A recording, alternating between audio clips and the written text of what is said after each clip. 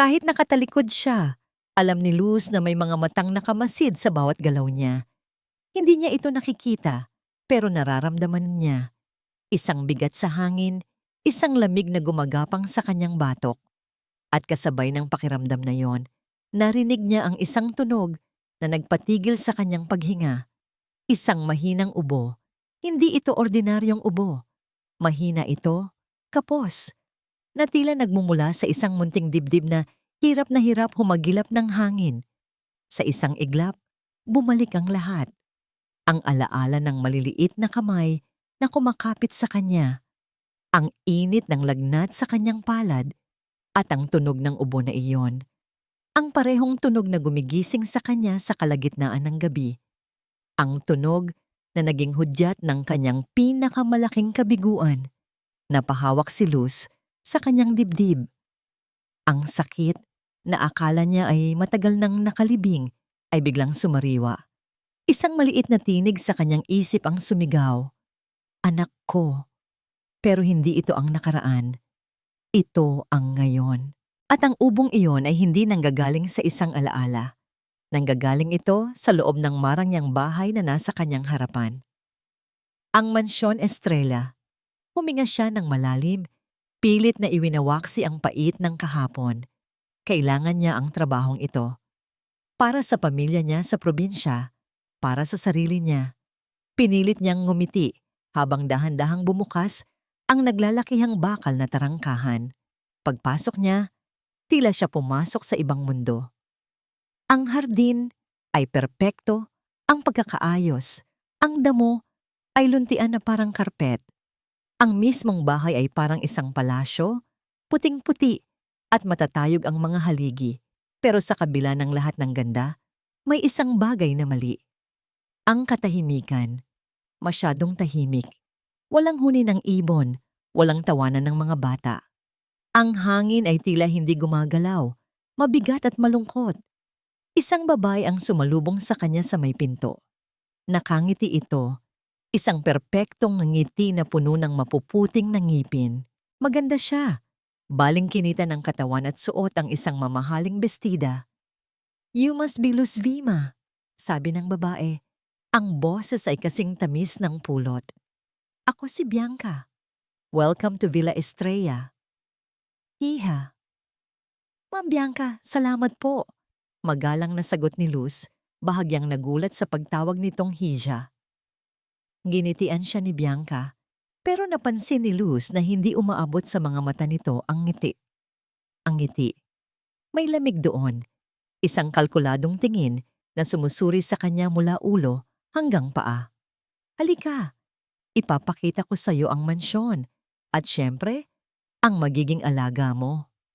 Habang naglalakad sila sa malawak na pasilyo na gawa sa marmol, hindi maiwasan ni Luz na mamangha.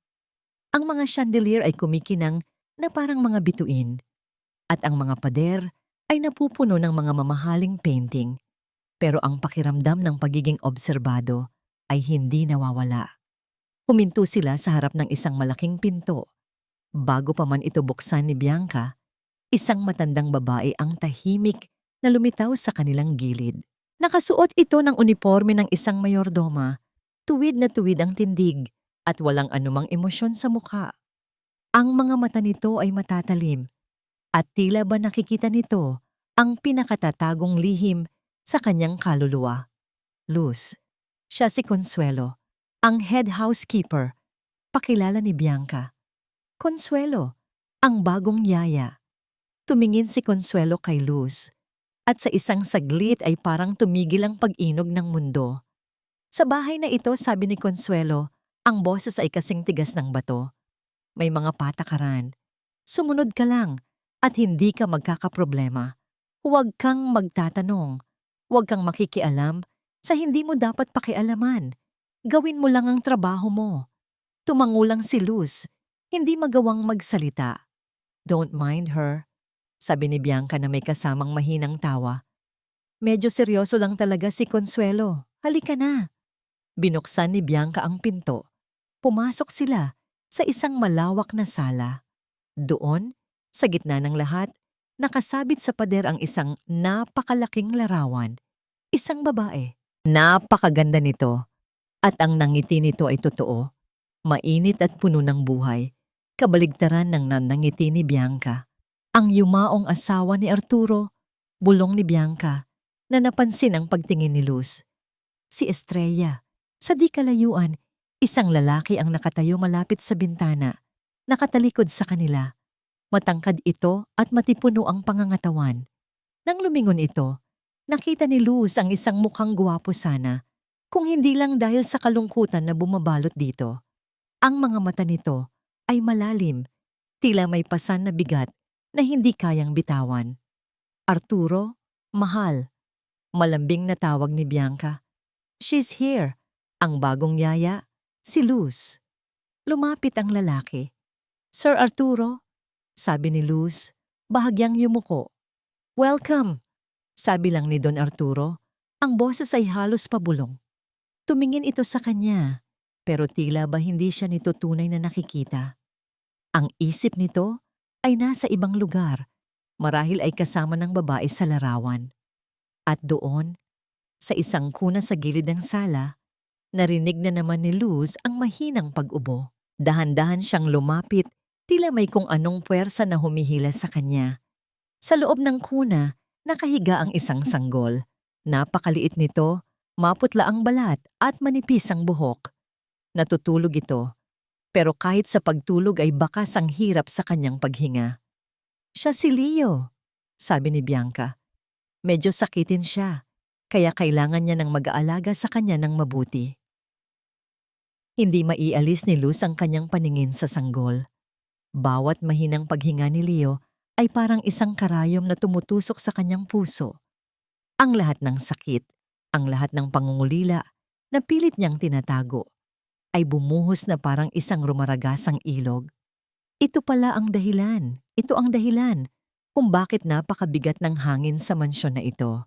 Hindi lang dahil sa alaala ng isang yumaong asawa, kundi dahil sa isang buhay na unti-unting nawawala. Sa sandaling iyon, nagkaroon ng saysay ang lahat. Ang trabaho, ang mansyon, ang kalungkutan, alam ni Luz, sa kaibuturan ng kanyang puso, na hindi lang siya napunta roon para maging isang yaya. Nang gabing iyon, habang nag-aayos siya ng mga gamit sa kanyang maliit na kwarto, narinig niya ang boses ni Bianca mula sa kabilang pasilyo. Hindi ito sumisigaw, pero may diin at galit sa bawat salita. Nakikipag-usap ito sa cellphone. Wala akong pakialam kung paano mo gagawin, mariing sabi ni Bianca. Ang boses ay walang bahid ng tamis na ipinakita nito kanina. Basta, gawin mo ang pinag-usapan natin. Kailangan nang matapos ang lahat ng ito. Napatigil si Luz sa kanyang ginagawa at isang pamilyar na lamig ang muling gumapang sa kanyang batok. Alam niyang hindi lang basta utos iyon ay isang banta. At sa unang pagkakataon, mula nang tumuntong siya sa mansyon, naramdaman niya ang tunay na takot. Kinabukasan, sinubukan ni Luz na isantabi ang narinig. Marahil ay mali lang siya ng dinig. Marahil ay tungkol sa negosyo ang usapan. Pilit niyang kinumbinsi ang sarili habang tinutungo ang kusina para ihanda ang gatas ni Leo. Sa ibabaw ng marmol na countertop, nakahanda na ang lahat. Ang mamahaling formula milk, mga bote, at isang listahan ng instruksyon na isinulat mismo ni Bianca. Sinunod ito ni Luz nang may buong pag-iingat, pero nang matimpla na niya ang gatas, napakunot ang kanyang noo. Mas maputla ito kaysa sa karaniwang gatas na alam niya. At nang bahagya niya itong inamoy, may kakaiba siyang nalanghap. Hindi ito amoy panis, pero may bahagyang tapang, isang amoy kemikal na pilit tinatabunan ng tamis ng gatas. Nag-alangan siya. Sasabihin niya ba? Pero sino ang paniniwalaan siya? Ang bagong katulong? Naalala niya ang mga salita ni Consuelo. Huwag kang magtatanong. Kaya't isinara niya ang bote at kinalma ang sarili. Baka ganito lang talaga ang gatas ng mayayaman, sabi niya sa isip. Dinala niya ang bote sa nursery. Gising na si Leo, tahimik na nakatingin sa kisame. Ngumiti si Luz at marahan itong binuhat. Gutom ka na ba, munting anghel? Malambing niyang bulong. Ngunit nang simulan niyang padedehin ang bata, umiling ito at nagpakita ng pag-ayaw. Pilit pa rin itong inilapit ni Luz sa bibig ng sanggol, ngunit isinuka lang nito ang kaunting gatas na kanyang naiinom. Umiyak ito ng malakas. Isang iyak na puno ng sakit at hirap. Biglang bumukas ang pinto at pumasok si Bianca. Nakakunot ang noo. Anong nangyayari dito? Bakit siya umiiyak? Ma'am, ayaw po niyang uminom ng gatas. Isinuka niya lang po. Nag-aalalang sabi ni Luz. Kinuha ni Bianca si Leo mula sa mga braso ni Luz.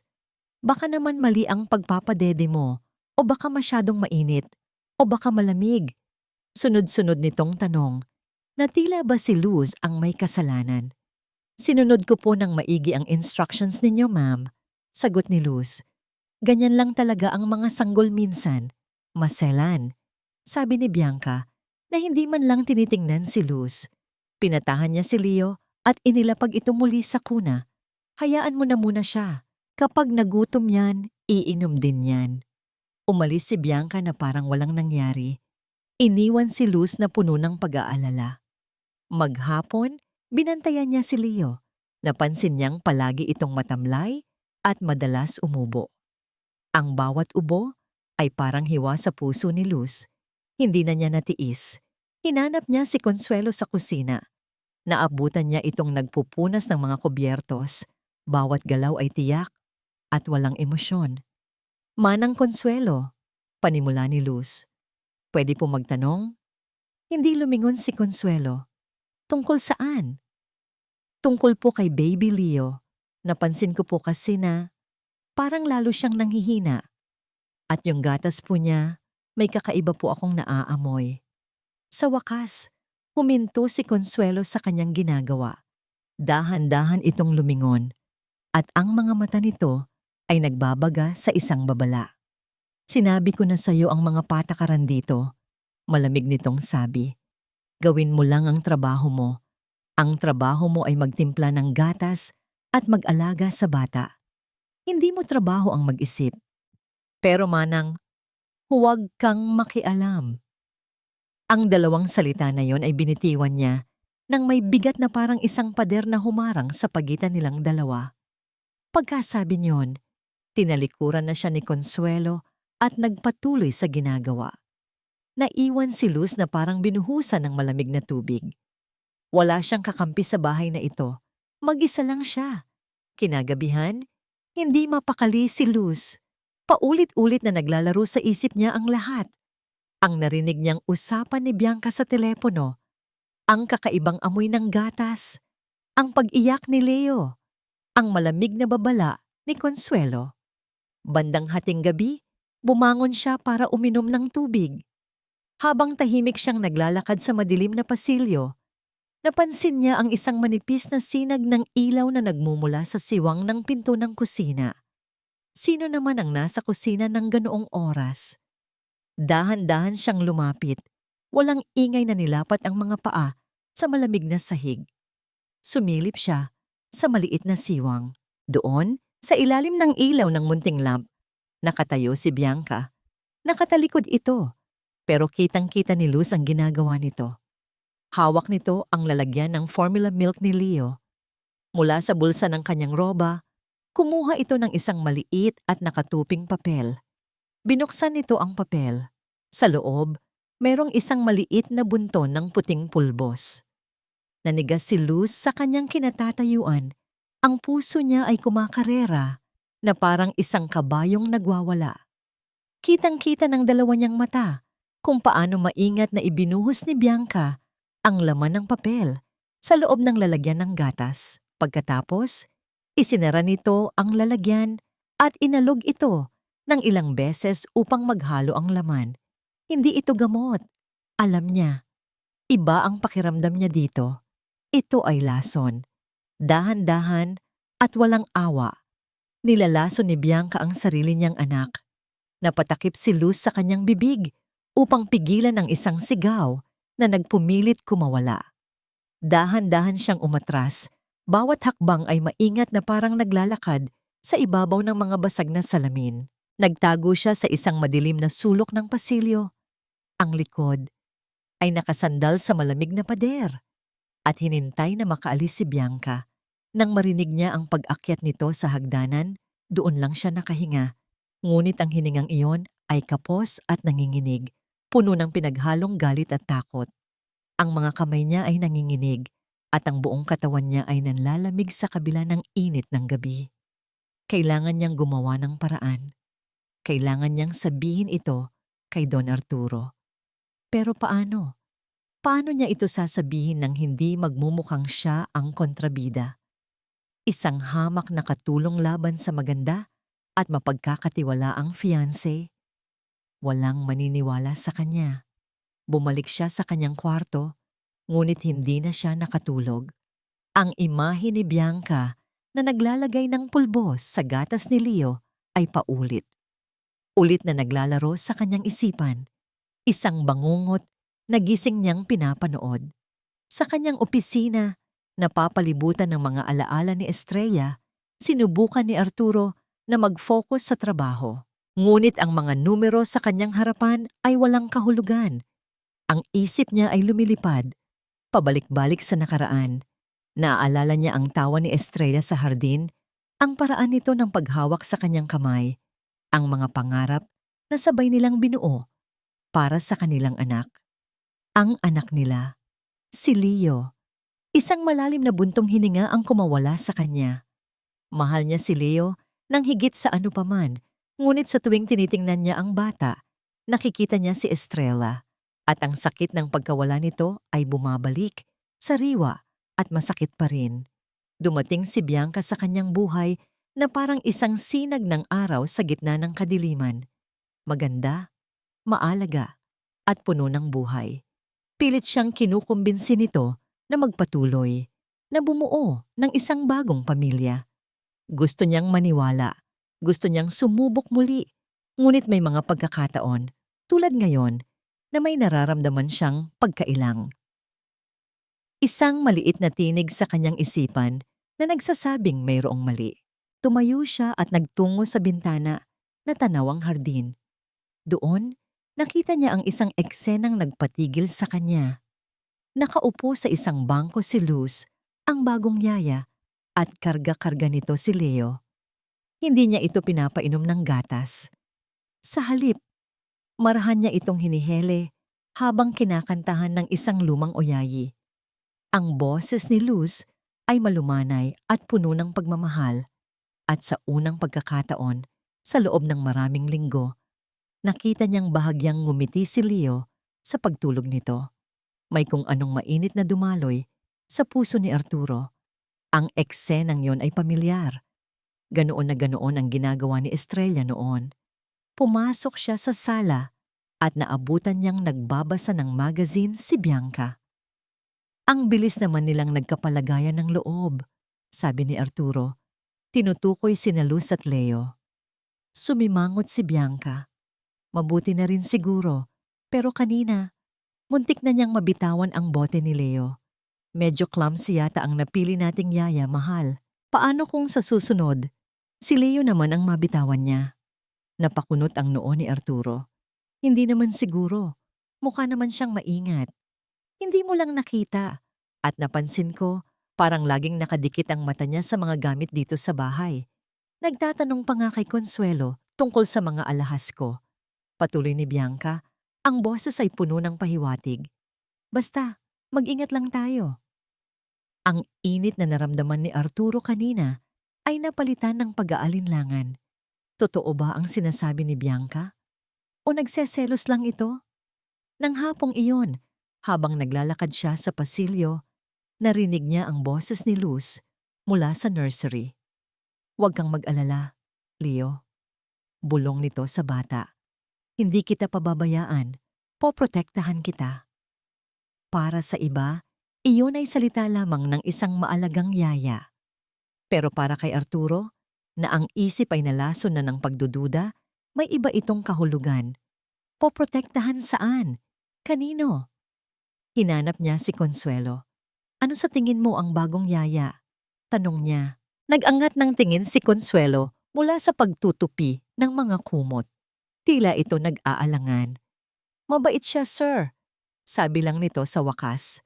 Bago mabilis na yumuko at nagpatuloy sa ginagawa na para bang ayaw nang pahabain pa ang usapan.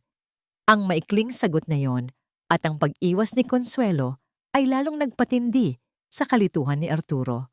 Kinagabihan, hindi na niya natiis. Bumili siya ng isang maliit na security camera, kasing liit lang ng isang butones. Para saan yan? Tanong ni Bianca nang makita ito. Para sa seguridad ni Leo. Sagot ni Arturo, pilit nang ngumiti. Para kahit nasa opisina ako, makikita ko kung okay lang siya. Para mapanatag ang loob ko. Ngumiti si Bianca at niyakap siya. Napakabuti mong ama. Pero sa likod ng ngiting iyon, hindi alam ni Arturo na mayroon ding mga matang nagmamasid sa kanya. Mga matang puno ng tagumpay. Kinabit ni Arturo ang kamera sa isang sulok ng kwarto ni Leo kung saan hindi ito mapapansin. Pakiramdam niya ay nagtataksil siya, ngunit kailangan niyang malaman ang totoo. Kailangan niyang makita para sa kanyang sarili. Ang hindi niya alam, ang katotohanang malalaman niya ay mas masahol pa kaysa sa kanyang pinakamasamang imahinasyon. Lumipas ang 2 araw. 2 araw ng impyerno para kay Luz.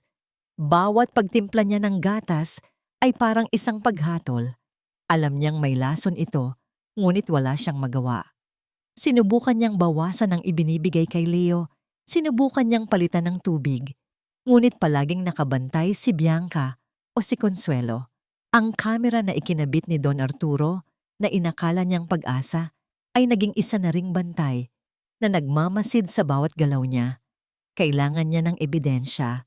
Isang bagay na hindi maitatanggi. Isang bagay na mas malakas pa sa salita ng isang hamak na katulong. Ang pagkakataon ay dumating isang Biyernes ng gabi. Luz, aalis kami ni Arturo, sabi ni Bianca habang nag-aayos sa harap ng salamin. May importante kaming dinner meeting. Ikaw na ang bahala kay Leo. At si Dennis ang maghahatid sa amin. Kaya siguraduhin mong nakakandado ang lahat ng pinto. Iyon na yon. Ito na ang pagkakataon niya. Tumangulang si Luz. Pilit na pinapakalma ang kumakabang dibdib. Opo, ma'am. Nang marinig niya ang tunog ng sasakyan, napapalayo. Nagsimula na siyang kumilos. Hinintay niyang pumasok si Consuelo sa sarili nitong kwarto. Pagkatapos, dahan-dahan at walang ingay, tinungo niya ang master's bedroom, ang kwarto ni Bianca. Nanginginig ang kamay niya habang binubuksan ang pinto. Ang silid ay malawak at mabango, puno ng mga gamit na pambabae, mga perfume, damit at alahas. Sa isang iglap, naramdaman ni Luz ang hiya. Ano ang ginagawa niya? Paano kung mahuli siya? Pero umalingaw sa isip niya ang mahinang ubo ni Leo. Nawala ang kanyang takot, napalitan ng determinasyon. Saan magtatago ng sekreto ang isang tulad ni Bianca? Hindi sa lugar na halata. Nag-isip siya. Ang isang taong mapagpanggap ay magtatago ng sekreto sa isang bagay na nagpapakita ng kanyang yaman. Nilapitan niya ang vanity table. Sa ibabaw nito ay isang malaking kahon ng alahas na gawa sa kahoy na may mga ukit. Binuksan niya ito.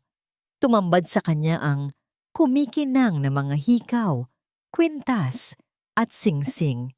Maingat niyang inangat ang telang sapin sa ilalim. At doon, nakasuksok sa isang sulok, nakita niya ito. Isang maliit, itim na USB flash drive. Mabilis niya itong kinuha at isinara ang kahon. Ngunit pagtalikod niya, narinig niya ang mga yabag ni Consuelo sa pasilyo. Nanigas si Luz, huli na para lumabas. Mabilis siyang pumasok sa loob ng walk-in closet at marahang isinara ang pinto. Nag-iwan lang ng kaunting siwang para makasilip. Pumasok si Consuelo sa kwarto. Hindi ito naghahanap. Kumuha lang ito ng isang kumot mula sa aparador. At sa isang saglit, tumingin ito sa direksyon ng closet. Nagtama ang kanilang mga mata sa siwang. Nanlaki ang mata ni Luz sa takot. Ngunit si Consuelo walang ipinakitang anumang reaksyon. Tila hindi siya nito nakita. Tahimik itong tumalikod at lumabas ng kwarto. Nakahinga ng maluwag si Luz, pero alam niyang sinadya yon ni Consuelo. Isang babala na naman.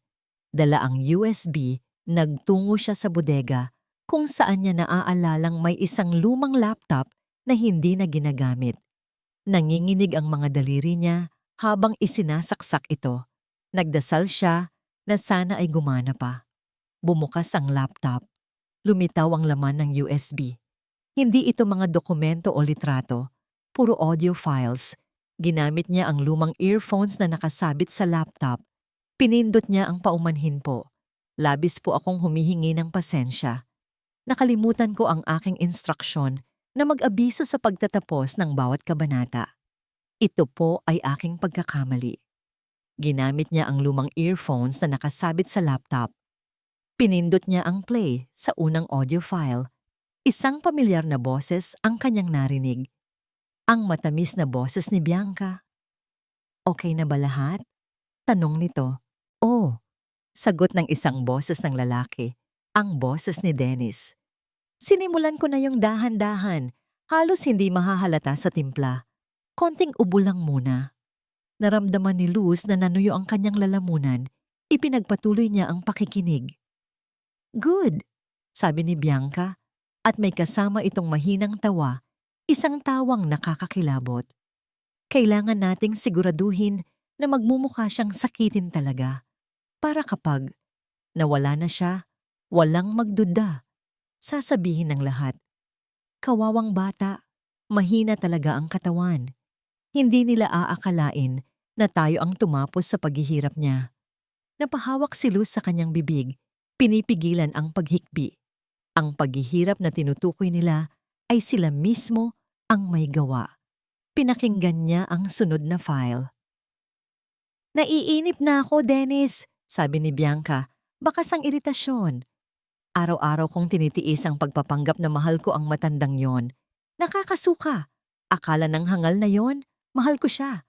Ang pera niya lang ang kailangan ko. Konting tiis pa, mahal.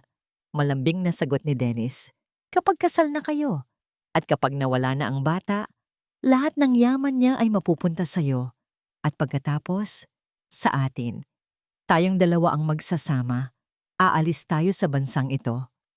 Mahal. Tinawag niyang mahal si Dennis. Magkasabwat sila. Higit pa doon, sila ay magkasintahan. Hindi na kinaya ni Luz. Ang bawat salita ay parang asido na bumubuhos sa kanyang pandinig. Ito na ang ebidensya. Ang kailangan na lang niyang gawin ay ilayo ang USB at ibigay ito sa mga pulis. Ngunit nang akmang tatanggalin na niya ang USB mula sa laptop, isang anino ang biglang tumakip sa liwanag na nagmumula sa pinto ng bodega. Nanigas siya. Dahan-dahan niyang inangat ang kanyang ulo. Nakatayo doon si Dennis. Hindi niya alam kung gaano na ito katagal doon. Nakamasid. Ang mukha nito ay walang emosyon, ngunit ang mga mata nito ay nagliliyab sa galit. Malamig at mapanganib. Ano yan? Tanong ni Dennis. Ang boses ay kalmado ngunit may pahiwatig ng karahasan. Sa isang iglap, kumilos si Luz. Hindi na siya nag-isip. Tinabig niya ang laptop, dahilan para mahulog ito ng malakas sa sahig. Kasabay noon, hinugot niya ang USB at isinara ito sa kanyang palad. Tumakbo siya. Tumakbo si Luz ng buong bilis palabas ng bodega. Ang tanging nasa isip niya ay ang makalayo, ang mailigtas, ang hawak niyang USB. Narinig niya ang mga yabag ni Dennis sa kanyang likuran. Mabibigat at mabilis. Huwag kang tumakbo, sigaw ni Dennis. Pero hindi siya nakinig. Binuksan niya ang pinto patungo sa hardin. Umaasang makakahanap ng matataguan sa dilim. Malamig ang hangin ng gabi at tanging ang liwanag mula sa buwan ang nagsisilbi niyang gabay. Tumakbo siya sa damuhan, ang mga paa niya ay bahagya ng lumulubog sa mamasa-masang lupa. Narinig niya ang pagsigaw ni Dennis, mas malapit na ngayon. Mas mabilis ito. Mas malakas. Naabutan siya nito malapit sa isang malaking puno ng mangga. Hinablot ni Dennis ang kanyang braso ng buong puwersa. "Akin na yan!" sigaw ni Dennis. Ang mga daliri nito ay bumaon sa balat ni Luz. Nagpumigla si Luz. Ginamit niya ang lahat ng kanyang lakas. Itinulak niya ito, kinagat ang kamay nito, at sinipa ang binti. Sa kanyang pagpupumiglas, nabitawan siya ni Dennis sa isang saglit. Ginamit niya ang pagkakataong yon upang itapon ang isang malaking paso ng halaman na nasa tabi nila, direkta sa paa ni Dennis. "Ah!" Daing ni Dennis, napaluhod ito sa sakit. Iyon na ang hudyat para kay Luz na tumakbo muli. Ngunit sa pagmamadali at panginginig ng kanyang buong katawan, hindi niya namalayan na sa pagkakabukas ng kanyang palad, lumipad ang maliit na USB.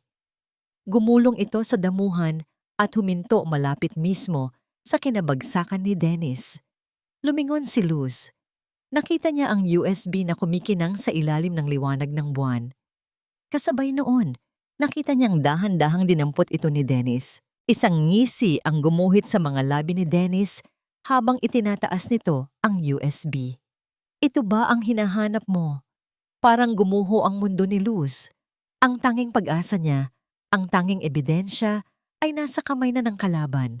Tumayo si Dennis, iniinda pa rin ang sakit sa paa, at dahan-dahang naglakad palapit sa kanya. "Tapang mo ano? Akala mo kaya mo kami?" Umatras si Luz, hanggang sa ang likod niya ay sumandal na sa malamig na pader ng mansyon. Wala na siyang matatatakbuhan. Biglang bumukas ang ilaw sa terrace. Lumabas si Bianca, nakasuot pa rin ng kanyang eleganteng damit. Ngunit ang mukha niya ay nababalutan ng purong galit. Malamang ay tinawagan na siya ni Dennis. "So, nalaman mo na pala, ahas ka," sabi ni Bianca. Ang bawat salita ay puno ng kamandag. Lumapit ito at sinampal si Luz ng buong lakas. Tumaginting ang sampal sa katahimikan ng gabi. Naramdaman ni Luz ang hapdi at init sa kanyang pisngi, kasabay ng pait ng pagkatalo. "Poor little maid," sabi ni Bianca na may kasamang tawang mapang-uyam, habang kinukuha ang USB mula kay Dennis. "Sino ngayon ang maniniwala sa'yo?" Wala. Walang sino man. Nakatayo lang si Luz doon, talunan at walang magawa, habang ang dalawang halimaw ay nakatingin sa kanya ng may pagtatagumpay. Ang tanging ebidensya ng kanilang kasamaan ay nasa kamay na nila, at siya, ang hamak na katulong, ay naiwang mag-isa sa dilim. Bit-bit ang isang katotohanang walang sino man ang maniniwala. Pagbalik ni Arturo sa mansyon, naramdaman niya agad na may mali. Bukas ang lahat ng ilaw at naroon sa sala si Dennis na dapat ay umuwi na. Pero ang mas ikinabahala niya ay ang kanyang nakita. Si Bianca, umiiyak ng tahimik sa isang sulok. Ang mga balikat nito ay nanginginig. "Mahal, anong nangyari?" Mabilis niyang tanong. Nilapitan ito at niyakap. Humarap si Bianca sa kanya. Ang maganda nitong mukha ay basang-basa ng luha. "Arturo, si Luz," hikbi nito. "Nahuli ko siya. Sa kwarto natin. Pagnanakawan niya ako." Kumunot ang noo ni Arturo. "Ano? Sigurado ka ba?" Tumingin siya kay Dennis na tumangulang ng may seryosong mukha. "Nakita ko siya, Arturo. Nahuli ko siyang binubuksan ng jewelry box ko." Patuloy ni Bianca sa pag-iyak. Nang makita niya ako, itinulak niya ako at tumakbo. Mabuti na lang at dumating si Dennis para tulungan ako. Isang kasinungalingan, isang perpektong pag-arte. Pero para kay Arturo, na ang nakikita lang ay ang nanginginig na katawan at mga luha ng kanyang fiancé, iyon ang katotohanan. "Nasaan siya?" Mariing tanong ni Arturo. Ang boses ay naglalaman na ng galit. "Nasa kwarto niya. Kinausap na siya ni Dennis," sagot ni Bianca. Hindi na nagsalita pa si Arturo. Mabilis siyang naglakad papunta sa kanyang opisina at binuksan ang kanyang laptop. Kung may pagnanakaw na naganap sa kwarto nila, siguradong nahuli ito ng isa sa mga security camera sa pasilyo. Ngunit naalala niya ang camera na ikinabit niya sa kwarto ni Leo. Iyon ay nakatutok mismo sa pinto ng master's bedroom. Binuksan niya ang live feed at pagkatapos ay ang recording. Mabilis niyang inatrasan ng oras. At doon, nakita niya. Malinaw sa video. Si Luz, dahan-dahang binubuksan ang pinto ng kanilang kwarto.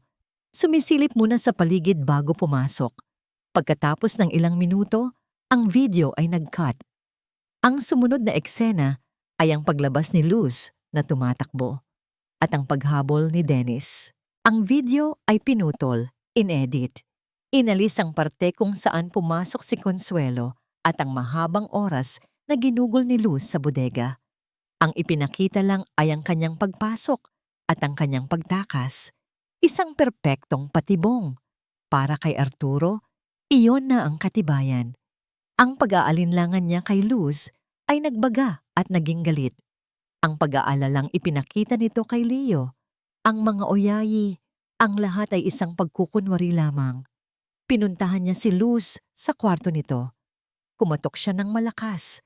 Nang buksan ni Luz ang pinto, ang mukha nito ay namumugto sa kaiiyak at may bakas ng pulang palad sa kanyang pisngi. Sir Arturo, "Huwag mo akong tawaging sir," malamig na sabi ni Arturo. "Sabihin mo sa akin ang totoo. Bakit ka pumasok sa kwarto namin?" "Sir, pakinggan niyo po ako," nagmamakaawang sabi ni Luz. Ang mga luha ay muling bumalong sa kanyang mga mata. "Wala po akong ninakaw. May kinuha lang po akong USB. Nandoon po ang katibayan. Nilalason po ni Ma'am Bianca si Leo. Sila po ni Dennis may relasyon sila." Napatigil si Arturo. Ang mga salita ni Luz ay sobrang hindi kapani-paniwala. Sobrang desperado na para sa kanya ay tunog ito ng isang taong nahuli at nagpapalusot na lamang. Isang USB? Tumingin si Arturo sa kanya na parang isang baliw ang kausap. "Nagnakaw ka na nga, nagsisinungaling ka pa, at dinadamay mo pa ang isang inosenteng bata sa kwento mo." "Totoo po ang sinasabi ko," pagpupumilit ni Luz. Ngunit umiling lang si Arturo, puno ng pagkadismaya. "Nakita ko sa camera, Luz. Nakita kong pumasok ka sa kwarto. Kung hindi ka aamin, itatawag ko ang mga pulis." Natahimik si Luz. Alam niyang wala ng saysay. Walang maniniwala sa kanya. Ang ebidensya ay na-edit. Ang katotohanan ay binaluktot. "Hindi na kita sisisantihin, Luz," sabi ni Arturo. Ang boses ay kasing lamig ng yelo. "Dahil sa awa. Pero mula ngayon, sa kusina ka lang. Maghuhugas ka ng pinggan, maglilinis ng sahig. Hindi na kita gustong makita pa malapit sa anak ko. Naiintindihan mo?" Ang bawat salita ay parang isang punyal na sumaksak sa puso ni Luz. Ang pinakamasakit na parusa, ang ilayo siya kay Leo. Tumango lang siya, walang lakas na magsalita. Isinara ni Arturo ang pinto. Iniwan siyang mag-isa sa dilim, basag at talunan. Kinabukasan, habang naglilinis si Luz ng sahig sa kusina, dumaan si Consuelo. Hindi ito tumingin sa kanya. Ngunit sa pagdaan nito, may isang maliit at nakatuping papel na aksidenteng nahulog mula sa bulsa nito, malapit sa paanan ni Luz. Mabilis itong pinulot ni Luz nang wala nang nakatingin. Binuksan niya ito. Iisa lang ang salitang nakasulat, "Ingat." Tahimik na pinanood ni Consuelo si Luz habang nagkukuskos ito ng sahig. Bawat galaw ng dalaga ay puno ng bigat at kalungkutan. Nakikita niya ang pamumula sa pisngi nito, ang pamamaga ng mga mata, at ang pagkawala ng pag-asa sa tindig nito. At sa bawat pagkayod ng basahan sa sahig, naririnig ni Consuelo ang sarili niyang konsensya na sumisigaw. "Duwag ka. Isa kang duwag." 50 taon na siyang nagsisilbi sa pamilya Estrella. Nakita niyang lumaki si Don Arturo mula sa isang masiglang bata hanggang sa isang responsableng lalaki. Pero ang pinakamalapit sa kanyang puso ay ang asawa nito, si Doña Estrella. Naalala niya ang isang hapon sa hardin. Buntis pa lang noon si Doña Estrella kay Leo. Magkasama silang nag-aayos ng mga rosas. Manang Consuelo, sabi ni Estrella. Ang ngiti nito ay kasing liwanag ng araw. Kapag lumabas na ang anak ko, gusto kong ituro mo sa kanya ang lahat ng alam mo, ang pagiging matatag, ang pagkakaroon ng prinsipyo. Naku ma'am, mas marami po siyang matututunan sa inyo, sagot niya noon. Tumawa si Estrella. Magkaiba tayo, Manang. Ako ang puso, pero ikaw ang gulugod ng pamilyang ito. Ang gulugod. Ngayon, ang gulugod na yon ay baluktot na sa takot. Naalala niya ang araw na dumating si Bianca. Mula pa lang sa unang tingin, alam na niyang may mali sa babae. Masyadong perpekto ang nangiti, masyadong kalkulado ang bawat galaw. Pero pinili niyang manahimik para kay Don Arturo na sa wakas ay muling sumisigla. Hanggang isang araw, hinarap siya ni Bianca sa kanyang kwarto. Alam ko, sabi ni Bianca, walang paligoy-ligoy. Inilapag nito sa mesa ang isang lumang dyaryo. Nanginginig na tiningnan ni Consuelo ang headline. Isang iskandalo sa negosyo ng mga Estrella. 10 taon na ang nakalipas. Isang impormasyon na nalik sa press na nagdulot ng malaking pagkalugi sa kumpanya. Aksidente lang yon. Nanginginig na sabi ni Consuelo. Hindi ko sinasadya. Narinig lang ng pinsan ko ang usapan namin ni Don Ricardo sa telepono. Hindi ko alam na ibebenta niya ang impormasyon. Isang pagkakamali. Isang pagkakamali na pinagsisihan niya habang buhay at pilit na ibinangon sa pamamagitan ng kanyang walang sawang pagsisilbi. Tanging siya at ang yumaong ama ni Arturo ang nakakaalam. Aksidente? Tumawa si Bianca. Walang may pakialam kung aksidente o hindi. Ang mahalaga, alam ko. At kapag nalaman ito ni Arturo, sa tingin mo maniniwala pa siya sa katapatan mo? O itatapon kanya palabas ng mansyon na ito na parang basura? Simula noon, naging bilanggo si Consuelo sa sarili niyang takot. Bawat utos ni Bianca ay sinusunod niya. Bawat kasamaan na nakikita niya ay pilit niyang ipinipikit ang kanyang mga mata. Ang paglalagay ng lason sa gatas. Ang mga pagpaplano nito, kasama si Dennis. Lahat ay alam niya. At ang bawat araw ng kanyang pananahimik ay isang karayom na tumutusok sa kanyang kaluluwa. Ngunit ang pagdating ni Luz ay nagbago ng lahat. Nakita niya sa dalaga ang isang tapang na matagal na niyang kinalimutan. Isang tapang na handang isugal ang lahat para sa tama.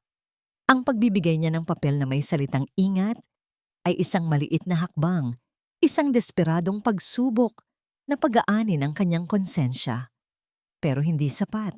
Nang gabing iyon, habang abala ang lahat, alam ni Consuelo na kailangan niyang gumawa ng isang bagay na mas tiyak. Alam niyang may tinatago si Bianca. Ang isang taong desperado ay laging may plan B. Tahimik siyang pumasok sa kwarto ni Bianca. Hindi niya hinanap ang USB. Alam niyang wala na iyon. Ang hinanap niya ay isang bagay na mas personal. Isang bagay na isinulat. Sa ilalim ng mga nakatuping damit sa pinakailalim na drawer ng aparador, nakita niya ito. Isang sobre. Binuksan niya ito. Sa loob ay isang piraso ng papel. Sulat kamay. Patawarin niyo ako. Basa niya sa liham. Hindi ko na kinakaya ang bigat ng aking konsensya. Ako ang may kasalanan sa lahat. Dahil sa aking depresyon, nagawa ko ang isang bagay na hindi mapapatawad. Patawad, Don Arturo. Patawad, Leo. Ang pirma sa ilalim. Consuelo. Nanlamig ang buong katawan ni Consuelo. Isang pekeng suicide note. Ito ang plano ni Bianca. Kapag nagtagumpay na sila sa kanilang balak, ipapalabas nilang siya, ang matandang mayordoma na may depresyon, ang pumatay sa bata. At pagkatapos ay nagpakamatay. Isang perpektong krimen. Ngunit sa halip na matakot, isang kakaibang kalinawan ang bumalot kay Consuelo. Ang papel na hawak niya ay hindi lang isang hatol ng kamatayan para sa kanya. Ito ay isang sandata. Mabilis niyang itinupi ang sulat at itinago ito sa ilalim ng kanyang uniforme. Habang papalabas siya ng kwarto, napatingin siya sa larawan ni Doña Estrella na nasa pasilyo. Tila ito nakangiti sa kanya. Ako ang puso, pero ikaw ang gulugod. Sa sandaling iyon, nagdesisyon si Consuelo. Hindi na siya mananahimik, hindi na siya magiging duwag. Hihintayin niya ang tamang pagkakataon. At kapag dumating iyon, sisirain niya ang lahat ng kasinungalingan sa loob ng bahay na ito. Ang mga sumunod na araw ay parang isang mabagal na paglalakad sa impyerno para kay Luz. Bawat umaga, gigising siya na ang unang maririnig ay ang mahinang pag-ubo ni Leo mula sa kabilang kwarto. Ngunit hindi na niya ito pwedeng puntahan, hindi na niya ito pwedeng kargahin. Ang tanging nagagawa niya ay manalangin habang nagkukuskos ng sahig at naghuhugas ng sandamakal na pinggan. Si Bianca naman ay naghahari-harian na sa mansyon. Palagi itong nakangiti, isang nanangiti ng isang mananalo. Madalas nitong ipinaparinig kay Luz kung gaano kalambing sa kanya si Leo o kung gaano na naman ito sininok dahil sa bagong katulong na pumalit kay Luz sa pag-aalaga. Bawat salita ay isang patalim na sinasadyang ibaon sa puso ni Luz. Isang hapon, habang nagwawalis si Luz sa labas, nakita niya si Dennis na may ikinakarga sa likod ng sasakyan. Isang maliit na maleta ng bata. Nagtaka siya. Aalis ba sila? Kinagabihan, ang tensyon sa loob ng bahay ay tila mas bumigat pa. Napansin ni Luz na wala si Don Arturo.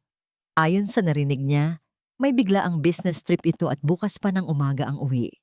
Nasa kusina si Luz, tinatapos ang huling hugasin nang bigla siyang makarinig ng isang nakakabinging sigaw. Tulong! Si Leo! Wala si Leo! Ang sigaw ni Bianca. Nagmamadaling tumakbo si Luz papunta sa sala. Naabutan niya si Bianca na nagwawala. Itinutumba ang mga gamit at humahagulgol. Si Consuelo ay nakatayo sa isang tabi. Maputla ang muka. Anong nangyari? Tanong ni Luz. Kahit alam na niya sa kaibuturan ng kanyang puso na ito ay isang patibong. Ang anak ko, ninakaw. Pagbalik ko galing banyo, wala na siya sa kuna. Sigaw ni Bianca. At pagkatapos ay itinuro siya nito, ang mga mata ay nag-aapoy sa galit. Ikaw! Ikaw ang kumuha sa kanya. Ano? Hindi po totoo yan. Gulat na sabi ni Luz. Sinabi mo, di ba? Napoprotektahan mo siya. Ito ba ang paraan mo? Ang kunin siya para makaganti ka sa amin. Patuloy ni Bianca. Ang bawat salita ay planado. Ma'am, wala po akong kinalaman dyan. Biglang pumasok si Dennis, hingal na hingal. Ma'am, naghanap po ako sa buong paligid. Wala po talaga. Pero nakita ko po itong nakasabit sa gate sa likod. Inilahad ni Dennis ang kanyang kamay. Hawak niya ang isang maliit na panyo. Ang panyong pag-aari ni Luz. Isang panyong nawawala sa kanya simula pa kahapon. Ipinain. At ito pa po, sabi ni Dennis, at mula sa bulsa ay kinuha ang isa sa mga laruan ni Leo, isang maliit na kuneho.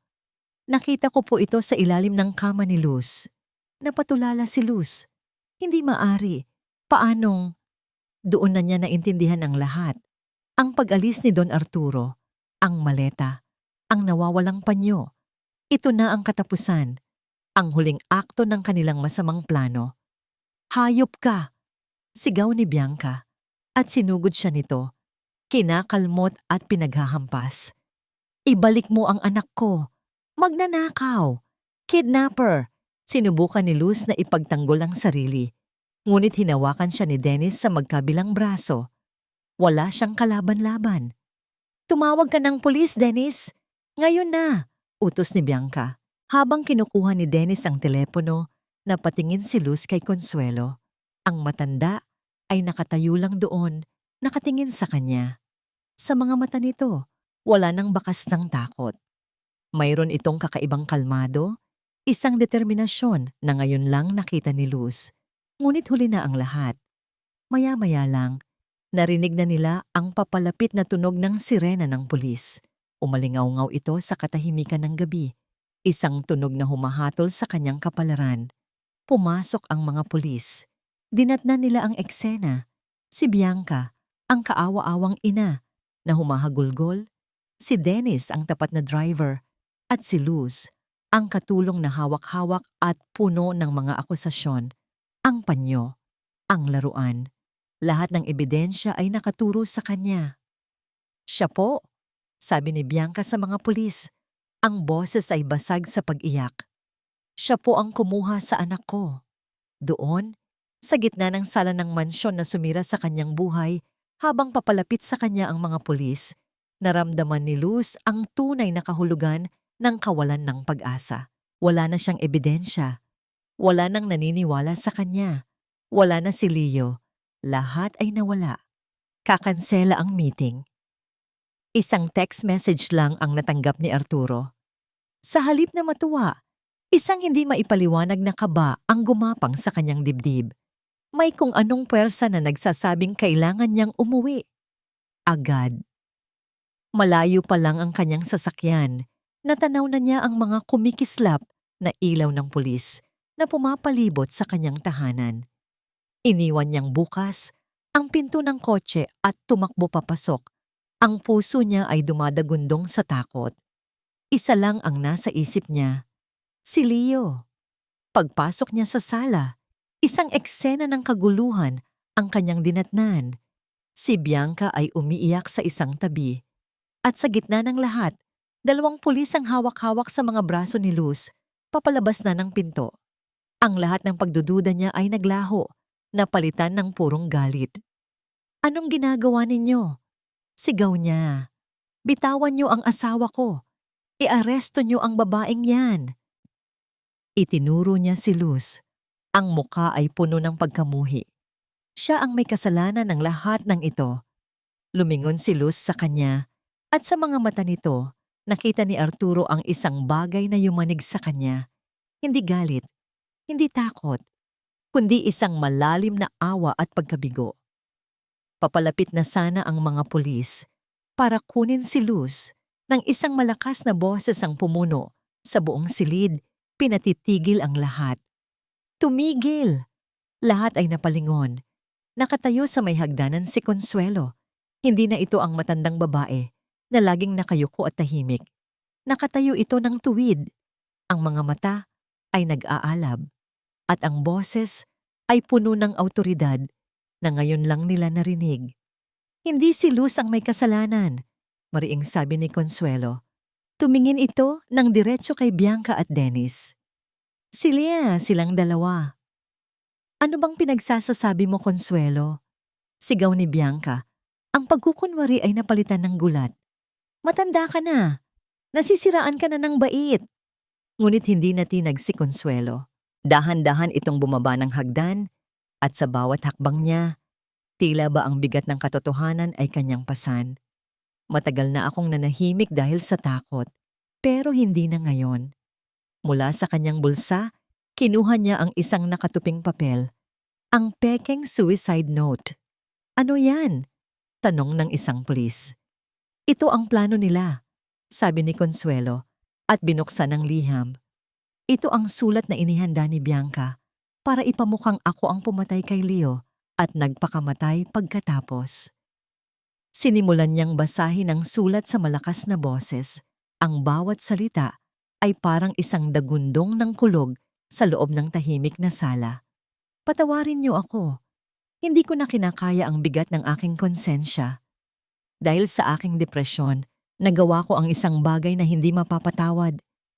Nagsimulang mamutla si Bianca. Hindi totoo yan. Gawa-gawa niya lang yan.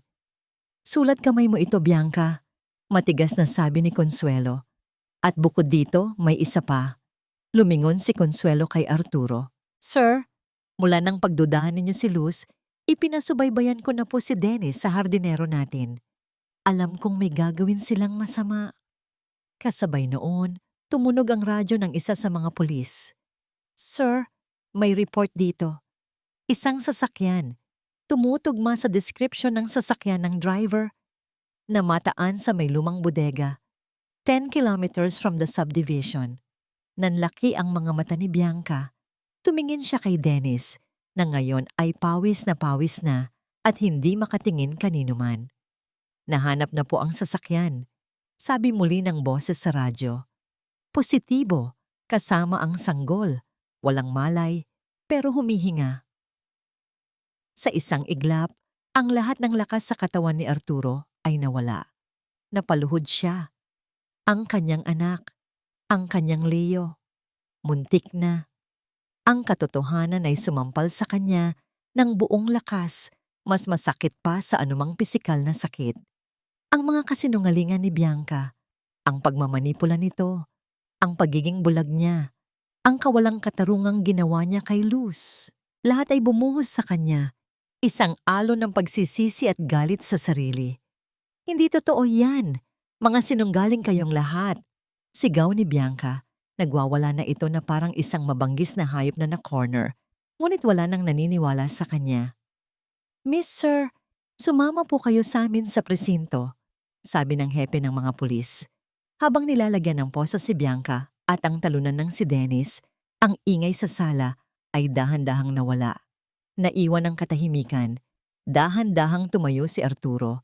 Ang tingin niya ay nakatuon lamang sa isang tao. Kay Luz. Nakatayo pa rin ito sa parehong pwesto. Ang mga pulis ay binitawan na siya. Sa mukha ni Luz ay bakas ang pagod, ang sakit, ngunit higit sa lahat ang kaluwagan. Ligtas na si Leo. Nilapitan siya ni Arturo. Walang salitang makapaglalarawan sa kahihihiyan at pagsisisi na kanyang nararamdaman. Tinitigan niya ang mga mata ng babaeng kanyang hinusgahan, sinaktan, at hindi pinaniwalaan. Ang babaeng isinugal ang lahat para sa kanyang anak. Ang lahat ng dapat niyang sabihin ay naipon sa lalamunan niya. Ngunit iisang salita lang ang lumabas, basag at puno ng sakit. Luz, patawad. Makalipas ang 3 linggo, ibang-iba na ang hangin sa loob ng Mansion Estrella. Wala na ang bigat, ang lamig, ang takot. Napalitan ito ng isang gaan at katahimikan na matagal nang nawala. Ang mga bintana ay laging bukas, hinahayaang pumasok ang sinag ng araw at ang sariwang hangin mula sa hardin. Sa ilalim ng puno ng mangga, kung saan minsang naganap ang isang marahas na habulan, ngayon ay may nakalatag na makapal na kumot. Nakaupo doon si Luz at sa kanyang kandungan ay ang natutulog na si Leo. Ang dating maputla at sakiting sanggol ay ngayoy malusog na. Mamula-mula ang kanyang mga pisngi at ang kanyang paghinga ay malalim at panatag. Minsan, sa kanyang pagtulog, isang munting ngiti ang sumisilay sa kanyang mga labi. Hinaplos ni Luz ang malambot nitong buhok. Sa pagbabalik ng lakas ni Leo, tila unti-unti ring naghihilom ang mga sugat sa puso ni Luz. Ang sakit ng pagkawala ng sarili niyang anak ay hindi kailanman maglalaho. Ngunit ang pagmamahal na ibinubuhos niya kay Leo ay nagbibigay dito ng bagong kahulugan. Lumapit si Arturo, may dalang 2 tasa ng mainit na tsa. Inabot niya ang isa kay Luz at umupo ito sa tabi niya. Maingat na hindi magising ang bata. Salamat, mahinang sabi ni Luz. Sa loob ng 3 linggo, ito na ang naging takbo ng kanilang buhay. Si Arturo, pagkatapos ng trabaho, ay umuuwi ng maaga para makasama si Leo. At si Luz, hindi na sa kusina nagtatrabaho. Siya na ang personal na tagapag-alaga ni Leo, ang ilaw na gumagabay sa bawat paglaki ng bata. Kinamusta ko si Consuelo kanina, sabi ni Arturo. Binabasag ang katahimikan.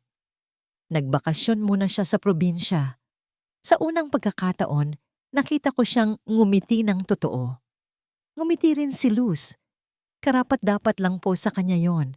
Utang po natin sa kanya ang lahat. Tumango si Arturo. Tumingin siya kay Luz at sa pagkakataong ito, wala nang pagdududa o paghuhusga sa kanyang mga mata. Tanging respeto at isang damdamin na hindi pa niya kayang pangalanan. Luz, panimula niya. Ang boses ay puno ng sinseridad. Alam kong paulit-ulit ko nang sinasabi to, pero patawad. sa lahat ng ginawa ko, sa hindi ko paniniwala sa'yo. Sir Arturo, tapos na po yon, sagot ni Luz. Ang mahalaga, ligtas si Leo. Hindi, umiling si Arturo. Hindi pa tapos, dahil may gusto akong hilingin sa'yo. Huminga siya ng malalim. Huwag ka sanang umalis, Luz. Gusto kong manatili ka dito. Hindi bilang isang katulong, kundi bilang isang kasama ko sa pagpapalaki kay Leo, bilang isang parte ng pamilya. Napatitig si Luz kay Arturo. Sa likod ng mga salitang iyon, nakita niya ang isang lalaking wasak, ngunit sumusubok na muling mabuo. Isang ama na natututong unahin ang kanyang anak. Isang taong, tulad niya, ay naghahanap ng paghilom. Tumingin siya sa natutulog na mukha ni Leo. Ito na ang kanyang mundo ngayon. Ito ang kanyang misyon. Dito lang po ako, sagot niya sa wakas. Isang maliit na ngiti ang namutawi sa kanyang mga labi. Hanggang kailangan niyo po ako. Hanggang kailangan ako ni Leo. Sa unang pagkakataon, naramdaman ni Luz ang tunay na kapayapaan. Ang mansyon na dati simbolo ng kanyang takot at paghihirap ay naging isang tahanan. Tumayo si Arturo. Inilahad niya ang kanyang kamay, hindi bilang isang amo, kundi bilang isang kaibigan. Halika, pumasok na tayo. Baka lamigin pa si Leo. Tinanggap ni Luz ang kanyang kamay para makatayo. Naglakad sila pabalik sa loob ng bahay magkatabi. Sa paglubog ng araw, isang bagong kabanata ang nagsisimula para sa kanila. Habang paakyat sila sa hagdanan, inilagay ni Arturo ang kanyang kamay sa balikat ni Luz, isang kilos na puno ng pasasalamat at paggalang. Salamat, Luz, bulong niya, sapat lang para marinig nito. Dahil sa'yo, nagsisimula na ulit kaming maging isang pamilya. Tumingin si Luz sa kanya. Pagkatapos ay sa batang mahimbing na natutulog sa kanyang mga bisig. At sa sandaling iyon, sa gitna ng katahimikan ng Mansion Estrella, alam niyang nakauwi na siya.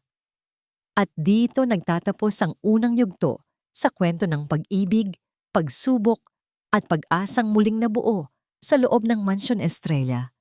Mula sa kaibuturan ng aking puso, maraming salamat. Salamat sa inyong walang sawang pagsubaybay at pakikinig sa bawat kabanata. Salamat sa pagsama ninyo kina Luz, Arturo, at sa munting si Leo sa kanilang naging paglalakbay. Habang isinusulat ko ang kwentong ito, naramdaman ko ang bawat takot ni Luz, ang bawat pagsisisi ni Arturo, at ang bawat hinaing ng isang inosenteng sanggol. Nais kong lumikha ng isang salaysay na hindi lang basta tungkol sa kilig o drama, kundi isang salamin ng katotohanang minsan, ang tunay na kalaban ay hindi ang ibang tao, kundi ang sarili nating mga pagdududa at takot. Ito ay isang kwento tungkol sa lakas ng isang ina, kahit pa hindi kadugo ang itinuturing na anak. Ito ay tungkol sa pagpapatawad sa iba, at higit sa lahat, pagpapatawad sa ating sarili upang makapagsimulang muli.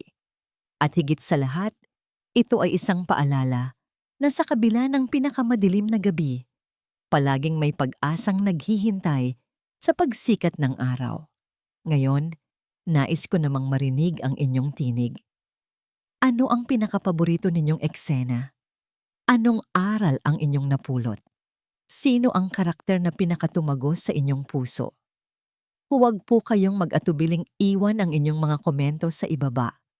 Ang bawat salita mula sa inyo ay isang inspirasyon at nagsisilbing gabay sa mga susunod pang kwentong ating pagsasaluhan. Hanggang sa muli nating pagkikita sa panibagong kwento. Maraming salamat at lagi po kayong mag-iingat.